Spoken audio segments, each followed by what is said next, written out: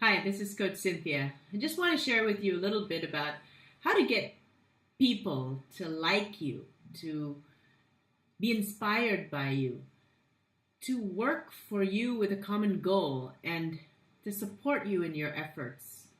When I was doing my surveys, I noticed this was also a common need among my network because there's many times when they work with people or in a relationship with people, personal as well as business, they have trouble gaining support from the people around them.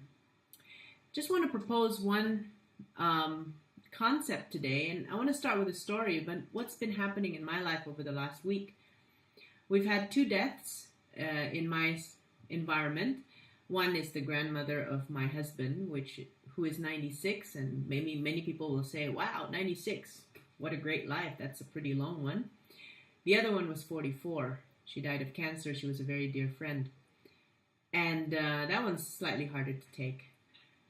But what I have realized from experiencing those two events over the last week, it actually happened the same day, is that life is short. Life is short. And are we living it in a way that we really want to live it? Because sometimes we're not conscious of what we're doing or what we're thinking, and we're actually destroying our own quality of life and we don't even know it. So using this video blog, I hope to kind of inspire you to take a look at how you've been leading your thoughts and leading your emotions, and see if this is something you want to continue or something you want to stop and change. So here's something. If you want to inspire people to like you, if you want to inspire people to support you and go the extra mile for you, the fundamental question I have is, are you a grateful person or are you a critical person? What I mean is this: do you focus on what's wrong and what could be better, or what's already right and what's already good? Are you focusing more on what's not enough, or are you focusing on what is enough and what are you grateful for? And this applies in life, this applies in business, this applies in when you're managing employees, this applies when you're in a beautiful or not so beautiful marriage or personal relationship with someone. What are you usually focusing on? And many of us who are very driven, very ambitious people, we tend to justify and say, well, I always want to improve the things around me because I want to be a better person and I want to achieve more and there's more to life and I have a lot of ambition. Yeah, sure, that's your way and our way. I do the same thing too before. That's our way of justifying why we're looking at things that is wrong and why we want to correct them. And that has its place. It's called the boardroom on Monday meetings. It is called also brainstorming sessions. But most of the time, how can we be more grateful for the hard work that people have already done for us? How can we be grateful for just being with someone? Today, I took my usual morning walk and I inhaled the air of the morning, and it was crisp, it was cool, it was fresh. And just that very motion of walking made me feel grateful for what I already have. It doesn't take much if you know how to switch and how to focus on gratitude. It doesn't take big achievements from your employees, big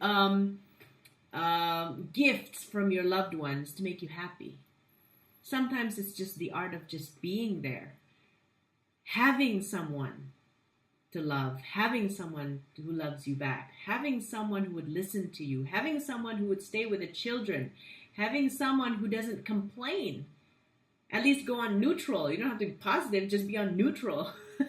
As long as you're not negative. Sometimes that's something to be grateful for. Well, that sounds like lowering your standards, Coach. Well, the key to happiness sometimes is to lower your expectations, especially if you've got a really high one. So, back to this. What you focus on expands. Everyone who's been involved in NLP or who are gurus of NLP, I could name Tony Robbins, Jack Canfield, the gurus. They've been preaching this. for years. And it says, what you focus on expands. You keep focusing on things that's wrong, things that could be better, and all you see around you is how imperfect things are, how things are not enough. And by doing that, you unconsciously project the energy of wanting more, demanding more. You think you're fine. Everybody thinks they're fine. Sometimes it's good to have external feedback because we all have our blind spots. But unconsciously, we exert this energy of, it's not enough. I want more. I'm entitled to more. On the other hand, when we focus on gratitude, finding things that are right in our environment, not wanting the things we love, but loving the things we have, but it's that energy that actually fuels people to support us even more. She's such a grateful person. I want her to have more. And it's that energy of gratitude that actually makes our life beautiful. I had an instant in my life where I had to really accept someone for who they are. And it was amazing. I almost gave up, but at the very minute that I accepted this person for who they were, I made a conscious decision in my head. It was amazing. The very next day, I saw positivity all over the place. Like, those things, like it's almost like in a cartoon, the flowers are blooming everywhere. I never really believed in that stuff, but it came true. It was so hard after I've made a decision that I will see the positive in this. It was so hard to see the negative. I couldn't do it. And I've been enjoying the fruits of that ever since. A better relationship, a better partnership, right? But it took a decision for me to shift my focus. And it may take you a while to do that. But once you do that, just know that the reward is waiting for you. At that very instant, maybe the next day, maybe a couple of hours, maybe a couple of minutes later, you will see that you see positivity and gratitude everywhere. You see things that nothing changed. It's just your perception. But you're able to have a better life even when nothing changed except your perception. So, from this video blog, I hope what you get is the concept of gratitude.